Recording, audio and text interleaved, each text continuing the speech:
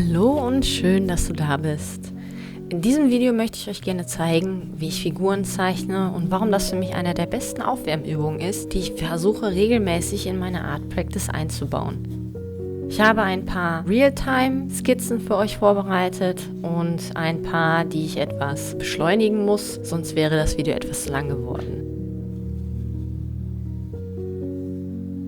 Für diese Übung benutze ich sehr oft die Internetseite Line of Action, die ich euch in der Videobeschreibung verlinken werde, mit anderen Seiten, die ich sehr empfehlen kann.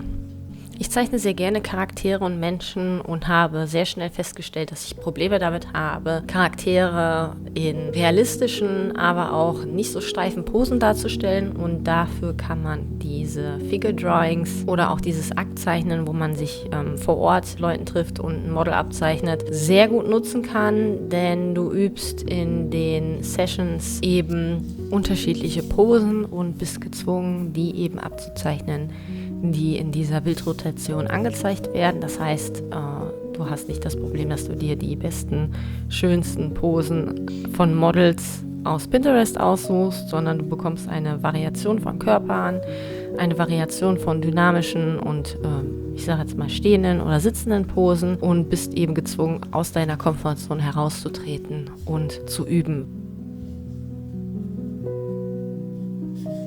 Mir hat das sehr geholfen, besser zu werden in der Observation von Dingen, nicht nur von menschlichen Körpern, sondern generell zu versuchen, in kürzester Zeit Dinge mit simplen Strichen darzustellen, aber auch den Körper in diesem Fall herunterzubrechen in einfachen Formen, und hat mir auch geholfen, wenn ich Charaktere zeichnen möchte, die ich mir selber ausdenke, die in interessanteren Posen darzustellen als von vorne beispielsweise ganz steif stehend oder dergleichen. Deswegen ist für mich dieses Gesture Drawing ein fester Bestandteil meiner Art Practice geworden. Ich nutze das auch sehr häufig, wenn ich nicht weiß, was ich zeichnen soll und keine Ideen habe oder vor allen Dingen unzufrieden mit meiner momentanen, ich sage jetzt mal, Zeichenleistung. Dann tendiere ich dazu, mich hinzusetzen und eine Session zu starten und kann dabei auch sehr gut abschalten.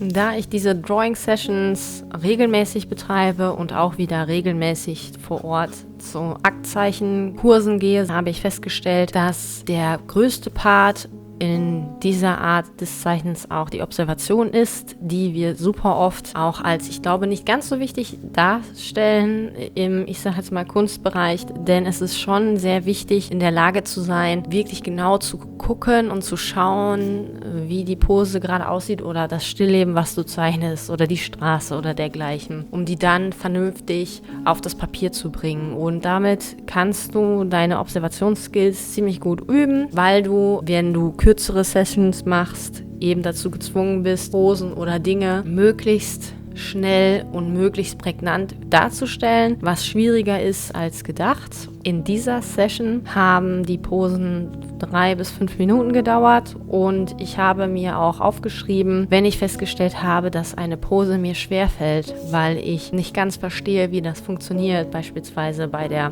Frau auf der linken Seite, wie der Körper sich dreht, und kann dann nach dieser Session mir überlegen, wie ich dieses Problem lösen kann, was ich noch, ich sage jetzt mal, studieren muss, um herauszufinden, wie ich das besser darstellen kann. Und es ist nun mal so, je mehr man zeichnet, desto mehr, ich sage jetzt mal, Formen kann man sich merken, desto mehr Posen kann man sich merken und kann diese dann reproduzieren, ohne eine Referenz zu benutzen. Und gerade zum Warmwerden ist das ganz nett, denn mit dem Zeichnen ist es so wie mit dem Sport. Du musst dich oder solltest dich vorher schön warm machen, bevor du eine Illustration beispielsweise anfängst. Und das kannst du eben gut mit solchen kurzen Sessions mit ein paar Zeichnungen, um warm zu werden und wieder in den Flow zu kommen. Und du wirst sehen, dass meistens in solchen Fällen die ersten Zeichnungen eher schlechter sind als die letzten Zeichnungen, die du machst. Und es ist definitiv so, da sprechen ganz viele KünstlerInnen von, dass es auch komplett normal ist, dass du auch mal einen schlechten Tag hast, dass alles nicht ganz so gut aussieht und du musst quasi deine hässlichen Zeichnungen erstmal aus dir rauskriegen, bevor du was Tolles zu Papier bringst. Und deshalb ist es auch total normal, dass nicht jede Zeichnung total super aussieht, perfekt ist, in Anführungszeichen. Und es ist auch keine Schande, hässliche Seiten in deinem Skizzenbuch zu haben. Davon sollten wir auch ein bisschen wegkommen. Deswegen sind diese lockeren Zeichnungen auch sehr, sehr gut, weil du dich nicht zu lange mit einer Pose auseinandersetzen kannst, weil du eben diesen Time Limit hast. Und damit mache ich mich eben auch sehr gerne warm, weil ich nicht so lange über irgendwas nachdenken kann und muss, sondern einfach loszeichne. Und es ist auch eben egal, ob die Pose jetzt gut ist oder nicht. Es ist einfach nur wichtig, dass ich in der Zeit was zu Papier bringe. Und auch wenn die Zeichnungen nicht fertig werden, ist das auch überhaupt gar kein Problem.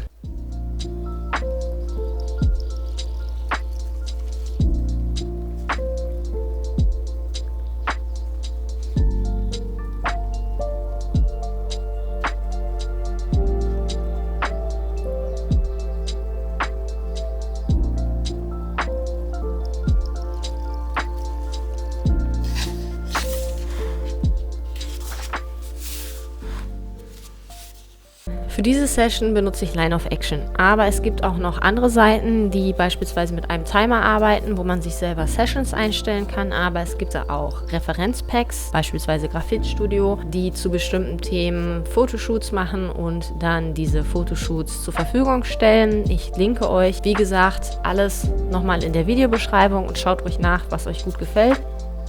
Ich benutze auch Pinterest und habe angefangen, mir ein Board zusammenzustellen mit unterschiedlichen Körperformen, Alter der Menschen, um eine Variation in meine Charaktere hereinzubringen. Heute in diesem Fall sieht man, dass ich beispielsweise auch eine Bodybuilderin gemalt habe, und bei Line of Action ist es auch so, dass es eben unterschiedliche Körperformen gibt. Ein bisschen mehr, finde ich persönlich, als auf anderen Seiten, die ich vorher benutzt habe, und das ist auch nochmal ein Punkt, warum ich solche Sessions gerne benutze, um eben aus meiner, ich sage jetzt mal, Komfortzone rauszugehen und eben auch andere Bodytypes zu zeichnen.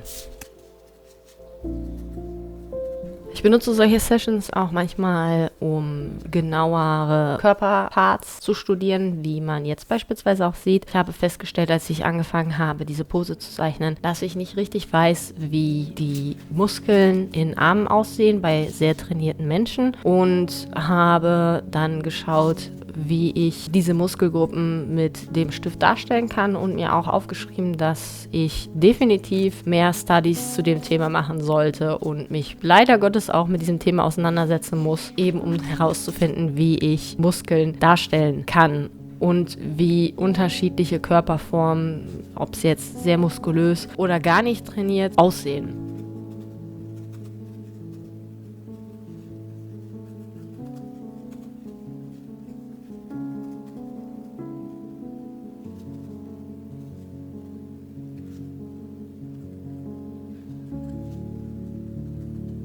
Ja, fassen wir noch einmal zusammen. Gesture Drawings oder Live Drawings oder eben auch Aktzeichnen vor Ort hilft einem einfach, seine Observationsfähigkeiten zu schulen, den Körper zügig in simple Formen herunterzubrechen und die Posen eines Menschen eben realistisch darstellen zu können. Und diese Art Practice ist eben auch eine gute Aufwärmübung, und wenn du dir gezielt etwas vornimmst, beispielsweise bestimmte Körperteile zu studieren, kann dir dieses Zeitlimit auch sehr gut tun, um eben nicht stundenlang an einer Sache da zu sitzen und eben zu versuchen, es zu perfektionieren, sondern du bist eben gezwungen, ein bestimmtes Zeitlimit einzuhalten, und auch wenn du nicht fertig bist, zum nächsten Part überzugehen.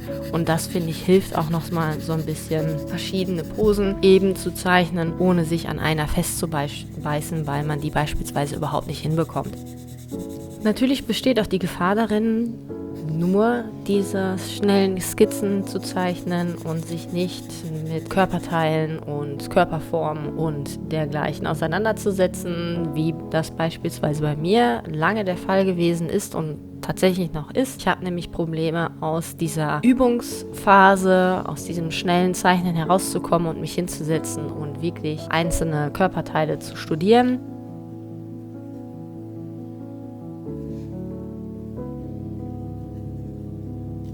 Deshalb mein Tipp an euch, nutzt diese Sessions eben als Warmmachübung, als Warm-up oder für zwischendurch, wenn ihr wirklich gar nicht wisst, was ihr zeichnen wollt, oder eben primär als Ziel, Observationen zu üben oder eben mit wenig Strichen, Körper, Posen herunterzubrechen oder eben halt in einfachen Formen den Körper herunterzubrechen und nicht als alleinige Übung irgendwie 50 Gesture Drawings in das Skizzenbuch zu bekommen, weil ich auch gemerkt habe, das ist zwar eine tolle Sache, um das Skizzenbuch voll zu bekommen, not gonna lie, aber es hilft halt nicht auf, ich sag jetzt mal, einfach loszumalen und irgendwelche Körper und Posen ins Skizzenbuch zu klatschen, sondern es da wirklich wichtig ist, wenn ihr weiterkommen wollt, nicht nur das zu machen, sondern eben auch Anatomie zu studieren und das Ganze dann später wieder in Gesture Drawings darzustellen, hilft eben besser zu werden, den menschlichen Körper gut und realistisch darzustellen. Damit meine ich jetzt nicht, dass ihr eine 100% realistische Zeichnung darstellt. Natürlich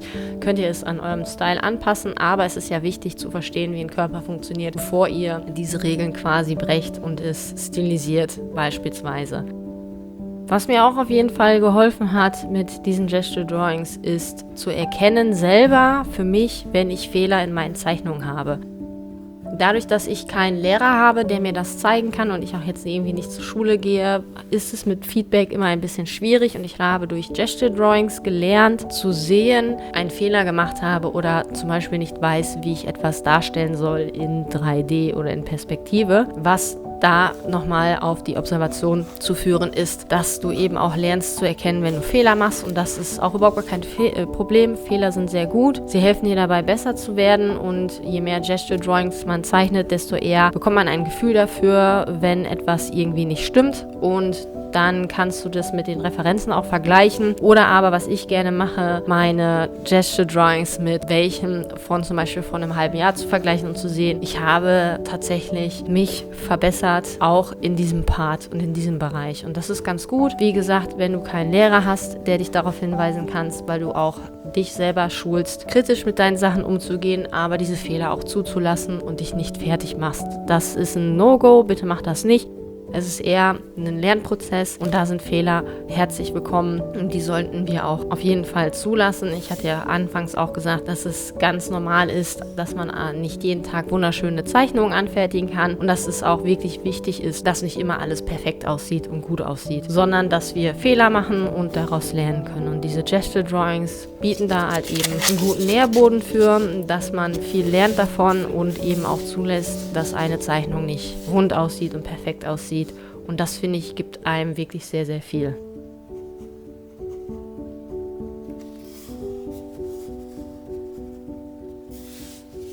Mein Fazit ist auf jeden Fall, dass ich diese Gesture Drawings oder Live Drawing Session wirklich jedem empfehlen kann, der besser werden möchte. Und für mich ist das eben ein ganz fester Bestandteil meiner Art Practice. Ich mache die auch nicht so oft, immer eher so in Schüben. Und wie gesagt, zwischendurch setze ich mich dann etwas intensiver mit der Anatomie auseinander und versuche dann das Gelernte wieder in diese Gesture Drawings einzubringen.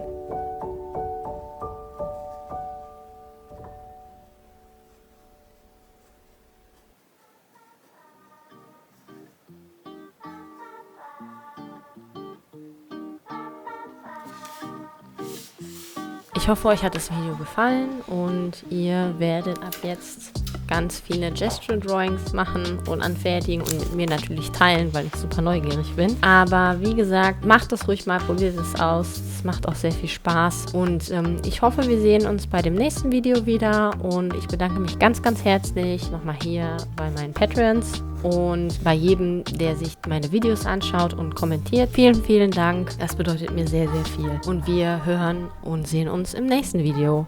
Bis dann.